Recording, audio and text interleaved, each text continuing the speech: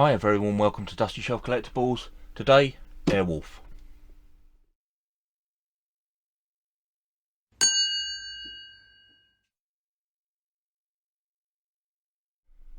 Yeah, hi. So I've got a kit here of Airwolf. I didn't realise that they actually made a kit of this. Fantastic. So Airwolf was a TV series. Yeah, it ran from 1984 to 1987. There was only actually 4 series of it, and it had the most complicated storyline ever. Don't know if it was made for adults or kids. It kind of crossed both because you had this, super fantastic helicopter that was all singing, all dancing, and some really crazy, convoluted plotline that would confuse the best of us. And also combine that with the orchestral score that accompanied each program. It was quite a bizarre series, but yeah, and the whole series sort of centered around this helicopter, Airwolf, which was built by a government agency. It was stealth, it was bulletproof, it was armed to the teeth. It had all the bells and whistles. It could, it was supersonic, and I don't know, the pilot involved was sort of a vigilante, a hero, if you like, and would go off on these different missions each episode. And the episode would conclude with the helicopter being used to blow up a lot of things and beat the bad guys. Bit like A-Team or Knight Rider, all that kind of thing. But yeah, it kind of disappeared off into folklore, if you like. I mean, I've not really heard anything of Airwolf, and then this kit turned up, which I thought was absolutely fantastic. So did a bit of research on the plane, or on the helicopter. So the original aircraft was a Bell 222. I'm not overly familiar with the helicopter, but that was a version of the helicopter, and then that was slightly sort of cosmetically modified to look like Airwolf. So the actual aircraft itself, the real aircraft, if you like, already had all the looks of being sort of stealth and looked the part before they even started. And then when they added on the guns and all the tinted windows, it became this fictitious, fantastic helicopter. And as I say, in researching this, I actually found out that the helicopter that they used in the series, there was actually a flight ready, or a full version of the helicopter that could fly. And when the series finished, that was then sold on and on and on, and eventually ended up in Germany as a medical helicopter, and sadly crashed and lost all hands. So the original Airwolf was in existence after, there was a real one, if you like, and it did exist afterwards. But so it was just of interest that I assumed they were all models. I didn't realise there's a full flight ready version, and it did exist after the series. And now if you see, I don't know if you follow any of the series with, there's collectors of Knight Rider and Dukes of Hazzard and all of those old 1980 series. The vehicles from them now, I mean, there's a massive collector's market, if you like, or of memorabilia. So, but Airwolf doesn't seem to come up very often. So anyway, I picked up one of these kits, and I thought what we'd do is have a quick look through, see what's in the box, give you some idea of what's in there, give you some idea of where to get them. I did see this recently come up on Modelmatic. There's one of the online retailers. He's got a few of these kits in, so yeah. So let's take this over to the bench and let's have a look what's inside the box. Yeah, so as I say, Airwolf ran from 1984 to 1987, 4 series, 79 episodes, and that went off into history. But this kit has got a bit of a history itself. So this was first released in 2009, and again, this was all news for me that I found out when I was researching this. And with Ashima releasing the kit back then, a lot of detail inside, and the kit was really criticised for the fact that there's no opening doors, and because of all the detail inside, once you glue the body together, you can never see it again. So there's quite an interesting thing with this kit I'll come to in a minute.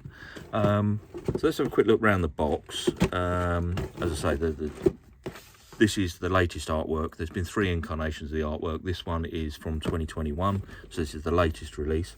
And you can see on the side here, it shows the helicopter in different positions, and the kit detail: chain gun and cannon, Landing gear is in there, and addition of, and this is what I was just alluding to. So the addition to the standard body, a clear body model is also included. So, you know, reacting to the fact that there's all this detail inside and you can't see it, should you want to, you can detail the inside and actually glue a clear body together around on this so you can see the inside. So it might actually be nice to have two of these and do them side by side, where you do one for the sort of exterior finish and then the other one with the clear body to see the interior. Anyway, let's have a look inside. And yeah, first thing we pull out is there's the clear body. So identical moulding to the finished body, as you can see. I don't know if that's coming up on camera, but you get this clear body. So should you wish to finish it to see the inside content, you can have a transparent version.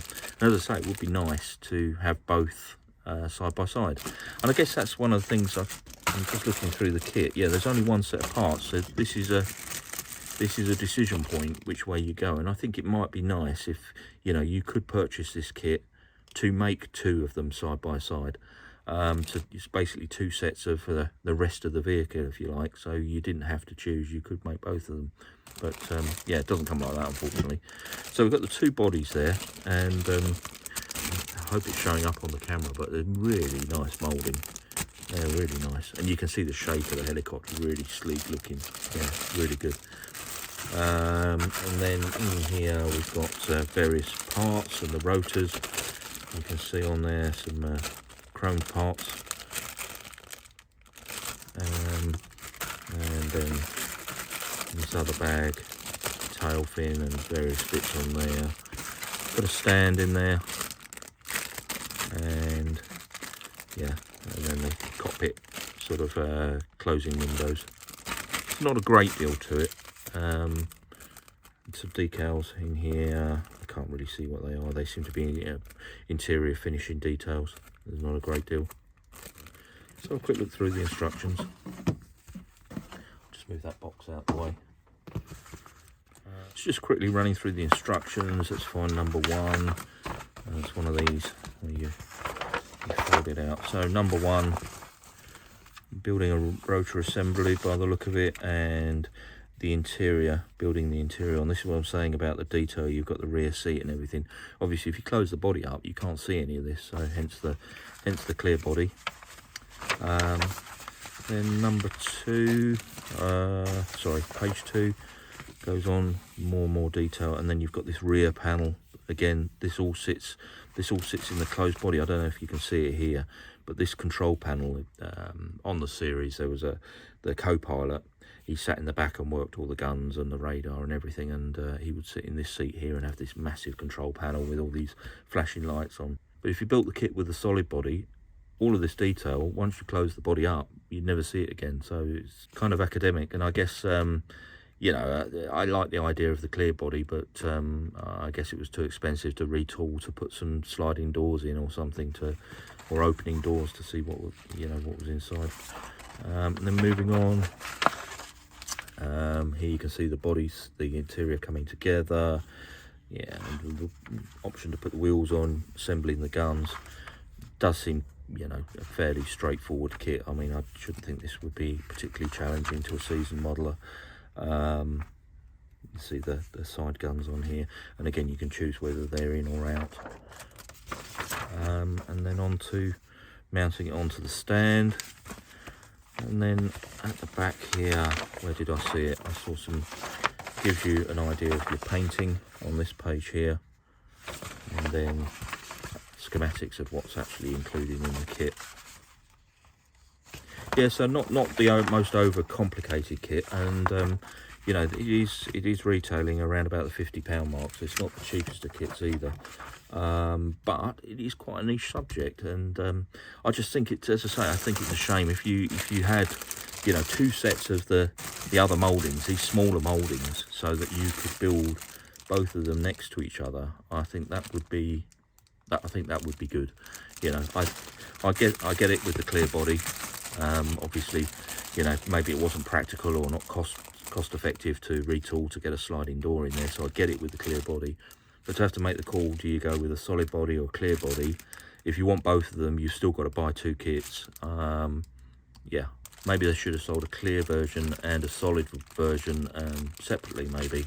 So brought the price of the kit down a little bit. But yeah, anyway, still good idea. And yeah, it's not a bad kit at all. So I just wanted to give a quick review on that. As I say, I saw this, the reason this sort of triggered my memory that I had one of these is I saw it on Modelmatic the other day. I don't know if you still got some in stock, but they were there the other day. So should you want to build one of these? Anyway, we'll leave that one there. Thank you ever so much for watching. If you do like this kind of thing, I'm trying to do, at the moment, just a bit of explanation. My computers have had all kinds of problems, so I'm trying to do shorter videos at the moment because I'm struggling with the editing. So, if you have a look, I've got some other videos on the site of reviewing Tamiya kits and things. So, you know, please do take a look, and you know, feel free to subscribe if it's something that interests you. And yeah, we'll leave this one there. Thank you ever so much for watching, and I'll catch you on the next one.